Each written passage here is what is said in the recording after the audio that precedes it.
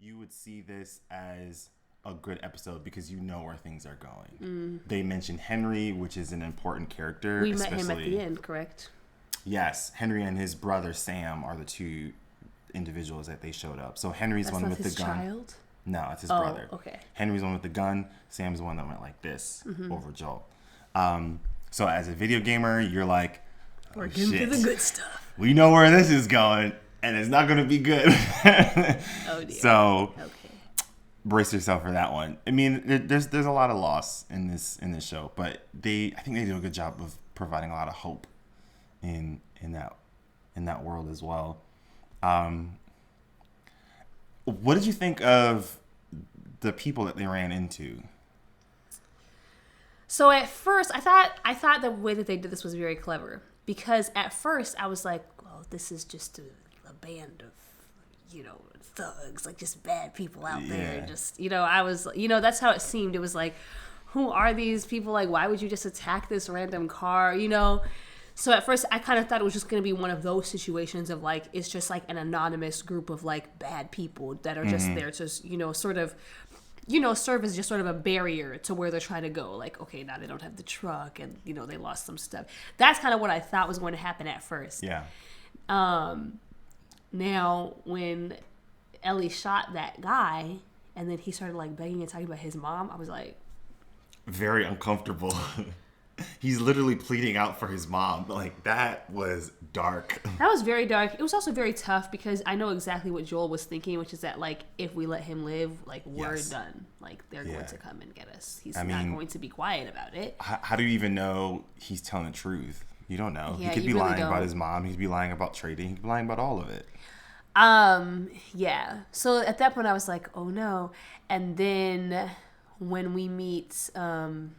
what's the actress's name from Yellow Jackets? Yeah, I don't remember her name, but her Kathleen. Kathleen was the name of her character. Yeah. Okay, so when we meet Kathleen, and then you start to see that they have this entire some sort of like society or community, I have a lot of questions. Number one, where is Fedra? What did they do to Fedra? I think they're all dead. I think so too, because it's like their facilities are there, but none of the agents. And Kathleen in the questioning was talking about they're hunting down people who turn people into Fedra, which also makes me wonder, turn them into Fedra for what? Yeah. Like, what did her brother do that Fedra did not like that caused him to be beaten to death? It's feeling very Holocausty. It's feeling very McCarthyism. Like, It's weird too because the doctor, he's like pleading for his life, but he says something along the lines of like, they had a gun to my head, so what was I supposed to do? So like, I know Kathleen's probably taking her frustration out because he's complicit in some ways, but he's also like, I would have died either way. Yeah. Also, he was not the person that turned in her brother. It was Henry. It sounded like it was Henry, but he knew where Henry was. Right. So obviously she's ruthless. Now, probably was a good reason, but like I think we just learned like, okay, she'll do whatever it takes. I'm curious to see because they're not painting her as an out-and-out villain. No. So I'm curious to see where the dynamic between her and the main characters goes once they finally cross paths. But yes, that was interesting. Also, what was interesting about that thing with the doctor was that he was like, I gave birth to you, which also implies like these people have known each other all of this. This is probably just like a town that had been existing prior to, which is really tragic. A complete 180 of personality there. Whatever Fedra did, I really do need to know, and that's not in the game. That dynamic with Fedra. And, there are examples. Kathleen is a character created to provide personality to the group. So you aren't getting that much character development of the people that Joel, Ellie, Henry, and Sam come in conflict with, which makes the show more interesting because like you're adding more depth to these people. They're not just someone that I have to use my hands on the controller to kill. Like there's personality there.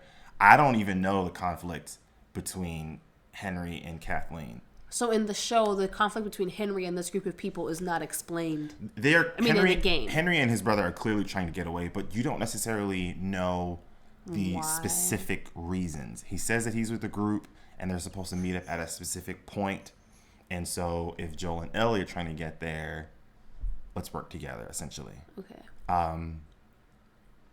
So I don't even know, which I am very intrigued on what they do with Henry's character.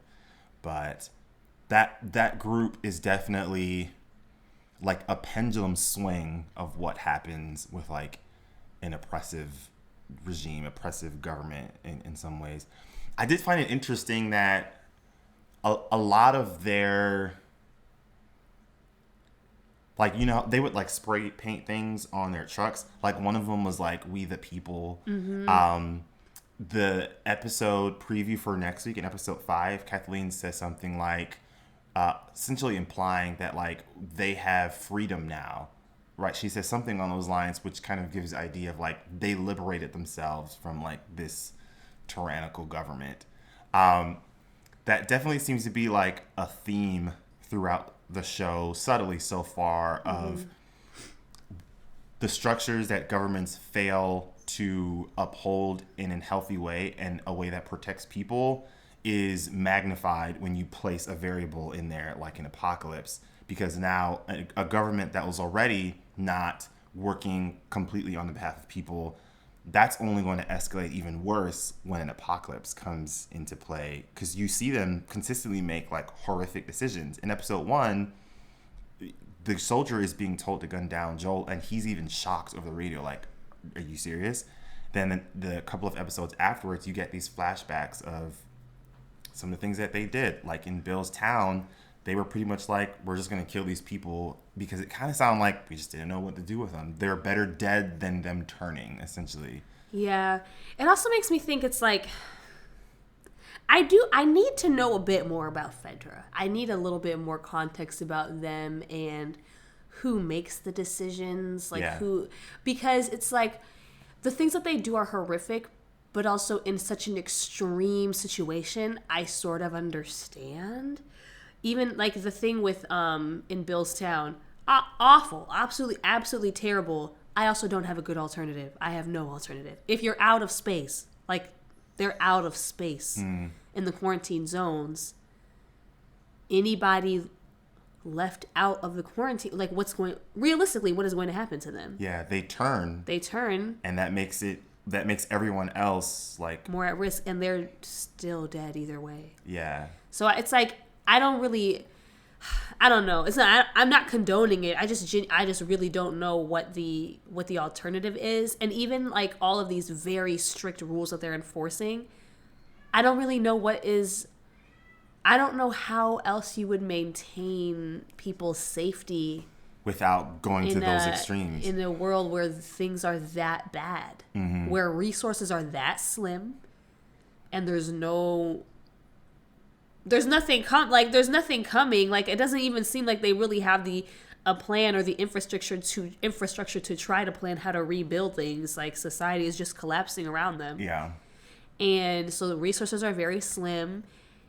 Anybody who puts themselves at risk then puts everybody else at risk by continuation. So I understand the thought process of we can't allow people to have the freedom to make these risky choices on their own for themselves, because if we do, they then put everybody else at risk because it's contagious. It's kind of like, I mean, honestly, like in the pandemic that we had here, because our government erred too much on the side of personal freedom, look where we are. It's never ending, basically. Yeah. Because people decided that my personal freedom was more important than the health of my community and looking out for people. So I get that thought process. So I really need to know more, because I trust that they're bad based on the fact that the characters who I trust also don't trust them, right? Like Joel, Tess, Ellie, Bill, Frank, like they did not trust them.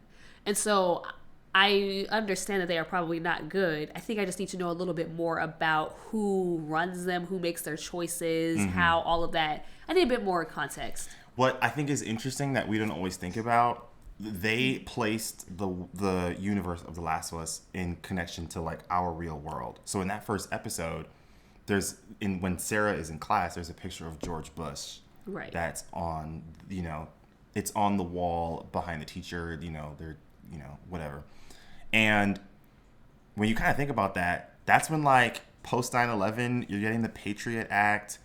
there's a lot of conversations about what happens in like airports, and there's more restrictions on what people can and can't do. Though the country is already at odds with the government in terms of, are you overreaching? Are you overextending on the kind of provisions you can place over my personal freedoms? And then right on the crux of that, apocalypse happens.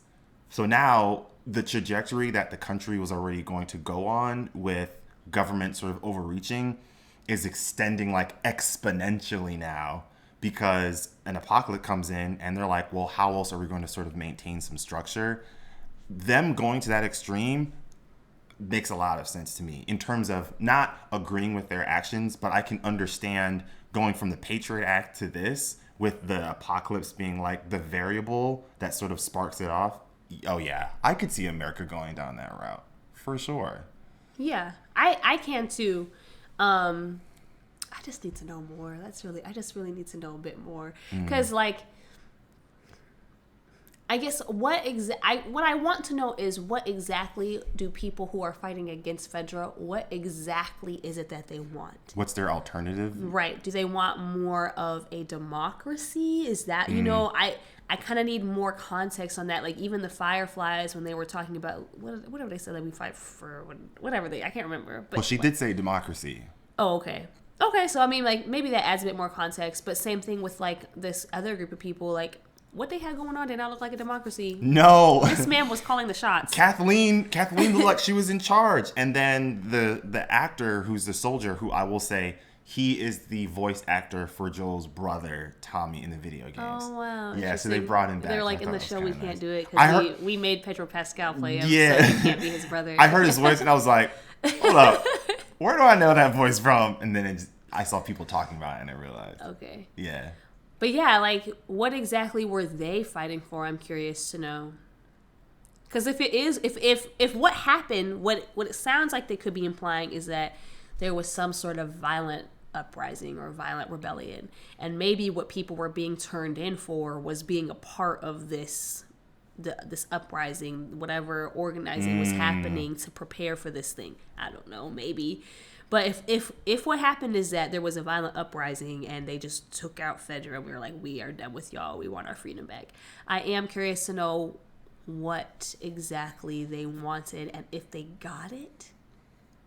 Well, I guess that's part of the questions that I've been wrestling with is, I mean, Craig Mazin said this in the after credit shows that they do for each episode, where he says, like, history has shown that when a resistance dethrones an oppressive regime, they are often just as violent as the group they just overthrew.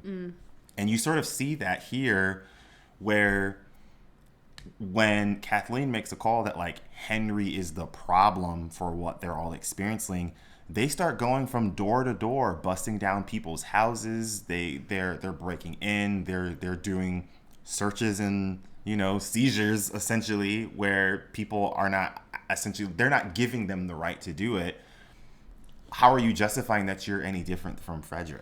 And we should know that's personal for her. It's not, she is scapegoating Henry, and she is making it sound like it's for the greater good of the community, right. But it is a personal vendetta that she has. Yeah. And you can tell because she's not logical with it. No. Like, when she killed the doctor, I'm like, listen, I don't know, maybe they got med schools or something. You killed a doctor? Maybe they got med schools back up and running, but I doubt it. I'm like...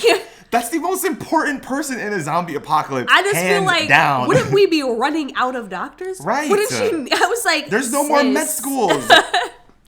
And he's not even the person that turned him in. Like, and you knew him personally. Yeah, it's crazy. She's whatever happened is very personal for her, and she is utilizing her power to go after a very personal thing. Also, That is a child. Henry's brother is a child. Mm-hmm.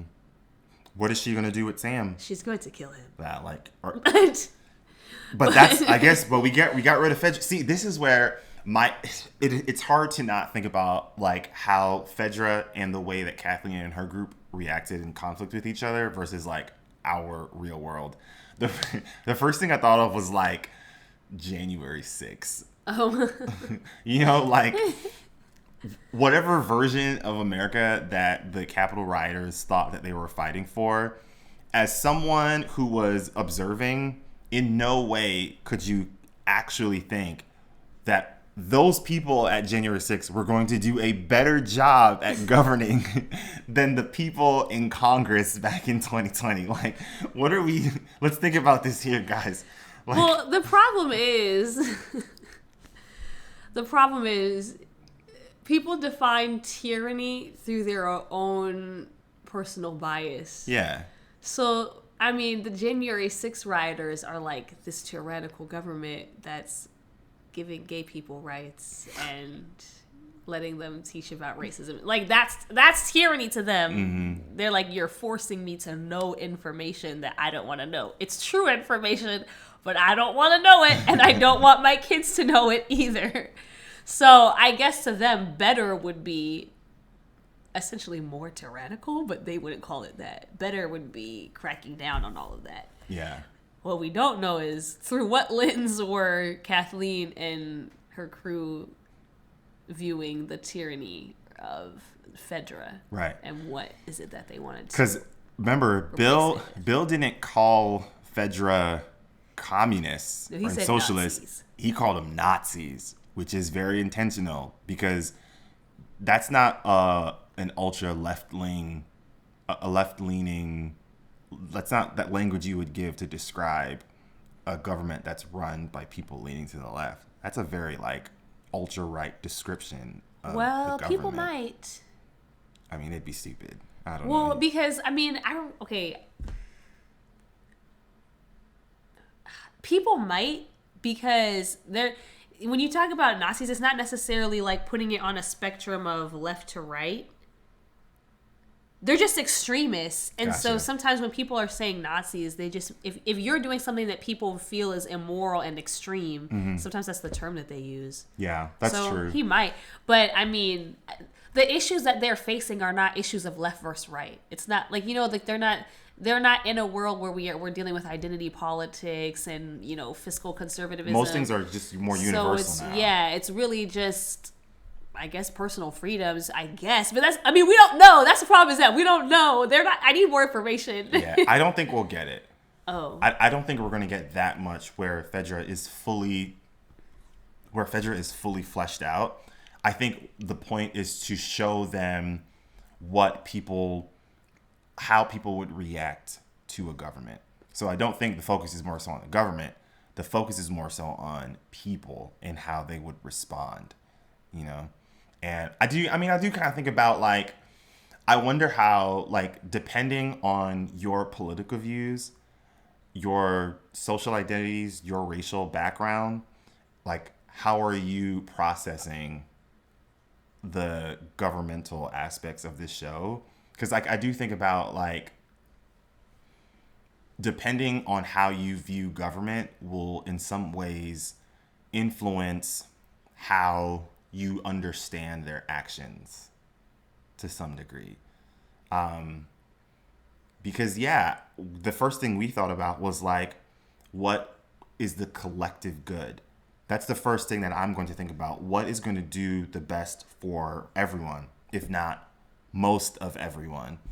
But I think a lot of that comes down to, like, our politics, right? I'm thinking about if we only relied on personal liberties and freedoms in our own history, like, look how many things, like, we would have probably never gotten, right? Abolition of slavery, Reconstruction era, Voting Rights Act, Civil Rights Act, all of those things were done on a federal level. And, like, if we didn't have a government that worked in that way, most of these states would have probably said no. You know what I mean? So, like, I felt very conflicted watching that, because I'm like, I don't know, man.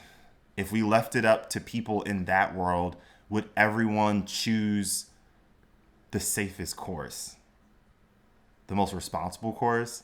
Because we just went through COVID and not everybody did. So, yeah.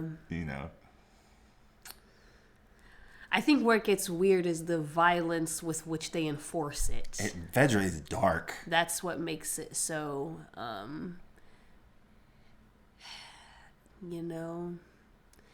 It's like at the beginning when everything was just chaotic and everybody was scared and everybody didn't know anything. I understand it a little bit more. I still think it's like atrocious, but I understand it a little bit more of everybody is in a state of panic and you're trying to act as quickly as you can and as efficiently as you can in the face of something that nobody understands. As things progress, they never let go of that power though. And also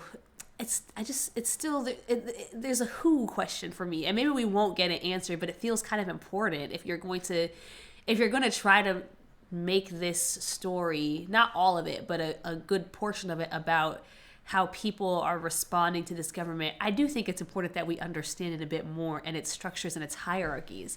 Because I think the who question is a big one. It's like, okay, is Fedra over here reporting to the same Fedra as over here? Is it this Fedra by itself and this Fedra is by itself? Is there a Fedra hub? I don't know. I think you're thinking too deep here, in my opinion. I think Fedra is just supposed to represent what any government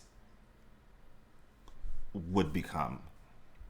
I just think that the problem for me is we don't know what it would become because I don't know what it is. That's the problem. We do know what it is. They are the American government. No, but I don't know what form they've taken. Is what I'm saying. It's like it's hard to understand. Well, I mean, they've described it.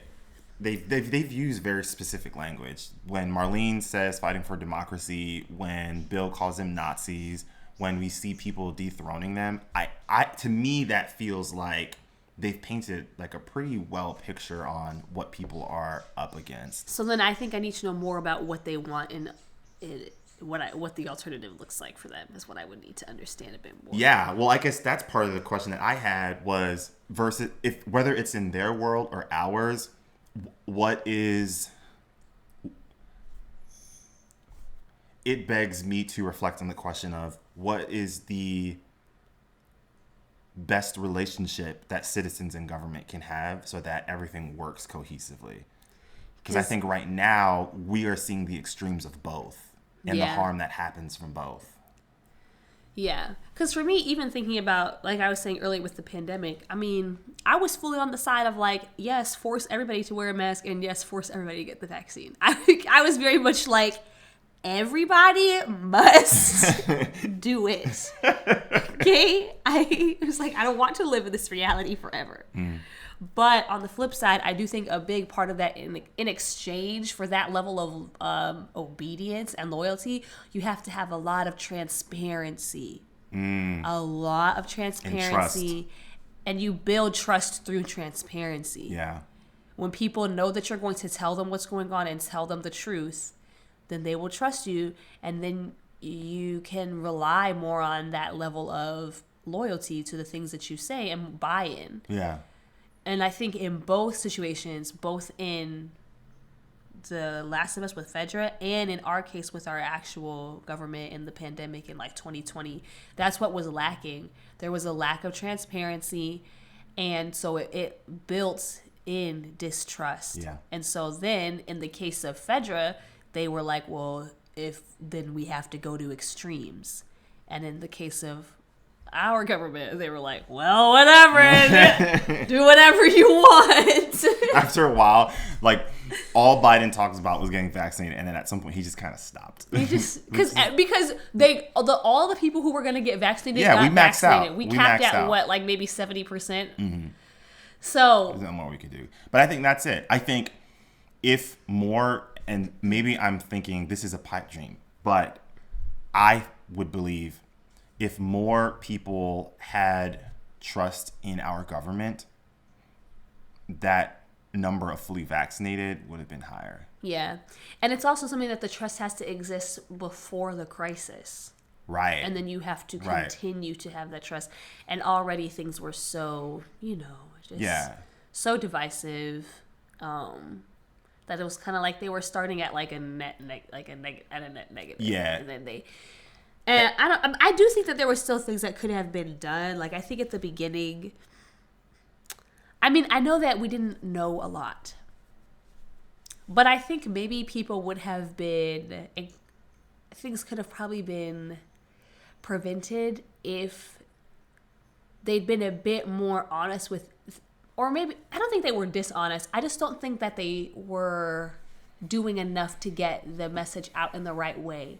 I think that things probably could have been prevented if they had been more like, this is what we're saying right now because this is all the information that we have. And in the future, when things change, it's not because we lied. It's because we learned more. And as things continue, things will continue to progress and change, and the guidelines will change. Like how science works. They needed, that language needed to be out there a little bit more. Yeah. Because I think some of us were able to be in the right social circles and in the right, you know, Twitter timelines and algorithms and stuff to understand that.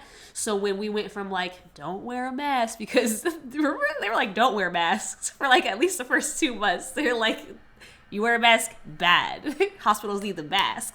And then they were like, wear a mask, but you can wear a cloth mask. And then we wore cloth masks for months. And then they were like, actually, cloth masks are no good. We were washing them. We were reusing them. Like not gross. Not working. But like for me, I was like, okay, I was able to get the messaging. Okay, I understand that this is because they're learning more. But there's a lot of people that were like, I just don't understand. First you said this thing, now you're saying this. I'm just gonna do whatever. So I do think that would have helped. And you just need unified messaging across as much as you can control. Listen, I don't think the news, maybe I'll regret saying this. Just say it. What are they going to do? I was going to say, but I don't know if I actually believe this because it depends on who's in charge of the government. But sometimes I feel like the news doesn't need as much freedom as it has. Sometimes I feel like... Esther, are you telling me you do not believe in freedom of the press? No, what I'm saying is the press needs to be held accountable to actually being press. Yeah. And that's what I'm trying. It's like, and not who that, holds the press accountable? Yeah, not that you need to be dictated on what you report, but you need to report. Yeah. You can't just get up there with opinion. Like, I'm sorry, but no news network should have opinion pieces or those talk shows. It's confusing because people are not making the distinction that if I turn on CNN or NBC or Fox at a certain time, I'm getting a news anchor reporting on facts, with the exception of Fox. Or if I turn it on Fox. But are they? No, they do. Facts? They do. They don't get the primetime slot like Tucker Carlson, but they have reporters. But do they report facts? Yes, a number of them do. Okay, so they are not highlighted. Okay, but it almost seems like that is how Fox justifies their existence. Okay, because what I was gonna say is like people are not making that distinction. If you turn on at this time, that's what you're getting, and then if you turn on at like 7 p.m., you're getting like just a person up there saying how they feel about stuff, and like. I mean, and obviously, like, we agree more with one than the other, but, like, that's the same for Rachel Maddow, and the same for Tucker Carlson. Like, people are not making the distinction between these different platforms of, like, these people are saying what they think about things. Yes. And these people are reporting. And also, to that clip that we saw of Jon Stewart with the CEO of Disney, when he was saying that the news should be educational. There needs to be some sort of accountability system so that the news is not just functioning as a tool to push out the juiciest, most, I'm trying to think of the right word. Yeah. But the most dramatized version of what's happening, that it's strictly saying, this is what you need to know. Because the news anchors could have been out there that whole time pushing out basic facts of like, this is why you wear a mask. This is how the vaccine works. This is why the vaccine is safe. And they could have been running that thing all day. Yeah. And everybody who tuned in at any point of the day could have been getting that information. But that's not what they got. As opposed to the conversation being, this is why you should wear a mask. It became...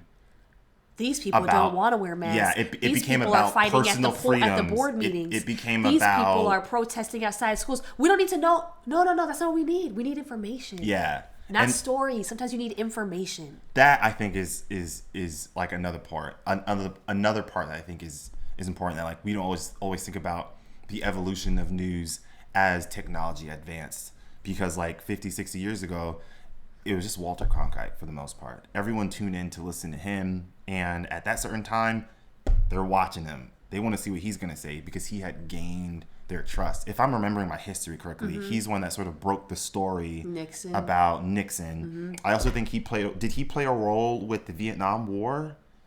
Would have been around the same time. Yeah, but so he was clearly seen as someone who was for the people.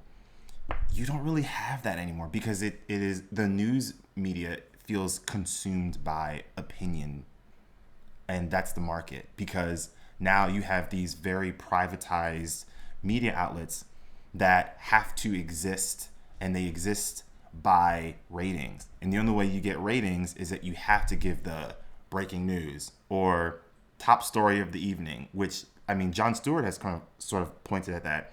Even the label of top story of the night, that implies it's a bias. Right. Not only does it imply bias, it implies spectacle. It implies you are the shows before them are the opening acts, and you're the prime time. You are pay-per-view. You are box office, right? You are, you know what I mean? Like you're the one that everyone is like tuning in for to see, and everything else prior to that is just preliminaries. Yeah. Right. And yeah, that's gonna play a role. That's gonna play a role. Now that we're talking about this, though, tying it back to The Last of Us, I'm realizing that the collapse of society would make transparency nearly impossible. What would be the method of the vehicle with which you would get out information? I don't think they need information. I think they should have bombed.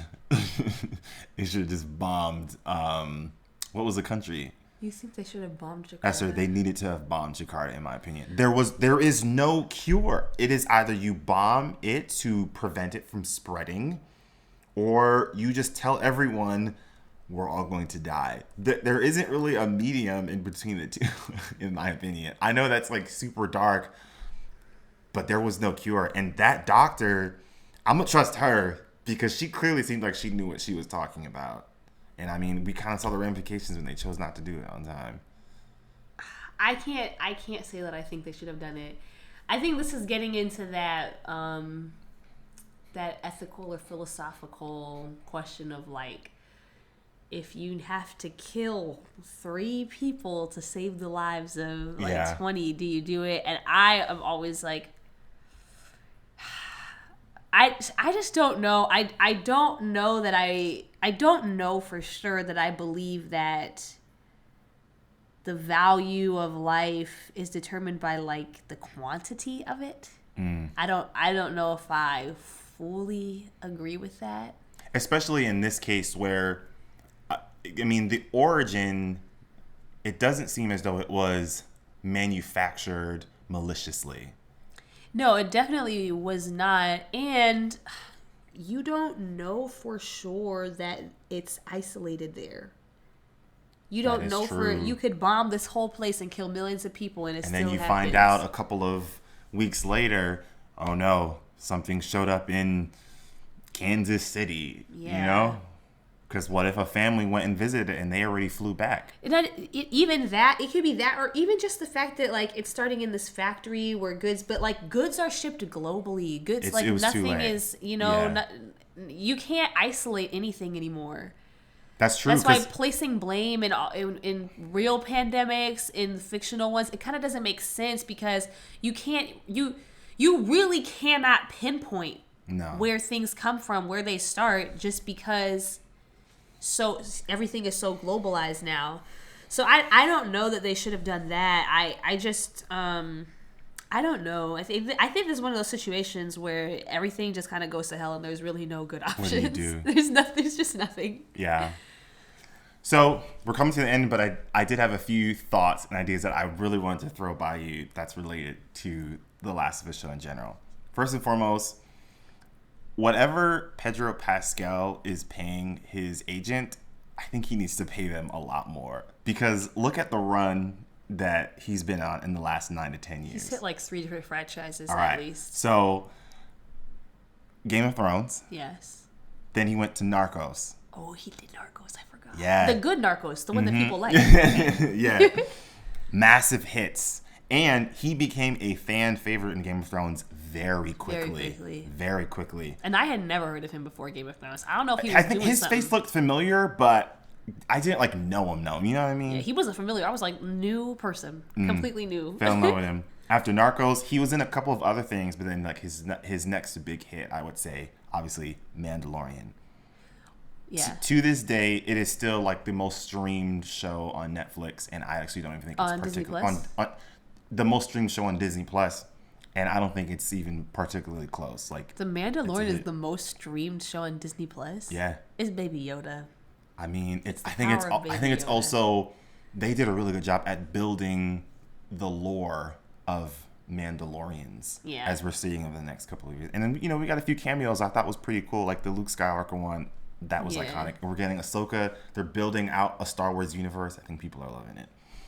Then, maybe controversial, Wonder Woman 1984, which people had mixed feelings about the movie, but he was great in it. Job. He was great did in a good it. job. And then he goes to, obviously, Book of Boba Fett and then The Last of Us. That is an incredible run Yeah, of just hits He's just after jumping hits. from franchise to franchise. So that got me thinking about He's just missing Marvel now. Go ahead, cast him in something. oh, it's going to happen. Like, what were some other examples of actors that went on just extreme runs, Okay. right? I So think. I'm throwing out Lupita because she went from 12 Years a Slave, Force Awakens, Jungle Book, Star Wars: The Last Jedi, Black Panther.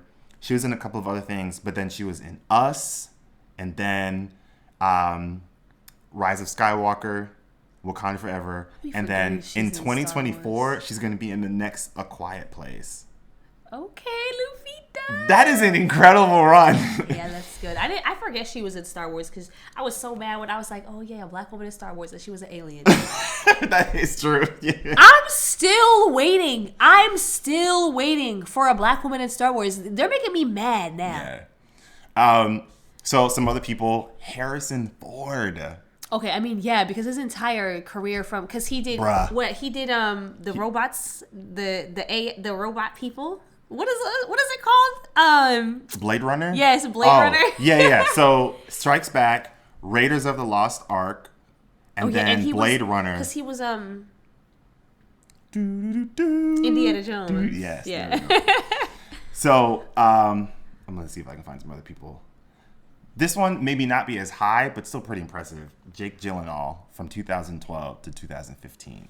Tell me what. So he was in End of Watch, Prisoners, Enemy, Nightcrawler, Southpaw. Some of those I don't know. So they're not like the most well known, but like Like good movies. Yeah. He picks good projects. Yes. Generally speaking. the next one that I think we have to talk about, Al Pacino. Okay, you gonna have to listen. It's a lot of his classic You'll know. films. You'll that know, I didn't though. watch. I didn't watch The Godfathers. Okay, so The Godfather. I tried. Godfather It was 2, long. Dog Day, and I mean he was in a couple of other things. But this is the one that I think number one, Jack Nicholson. Okay. So 5 Easy Pieces, Carnal Knowledge, The King of Marvin Gardens, The Last Detail, You're saying things Chinatown. I don't know. But I'm so basically from that 5-year run, he was just winning awards. He was blockbuster hits. Just incredible. So I thought that was pretty cool. Think about like the run that Pedro Pascal's been on, and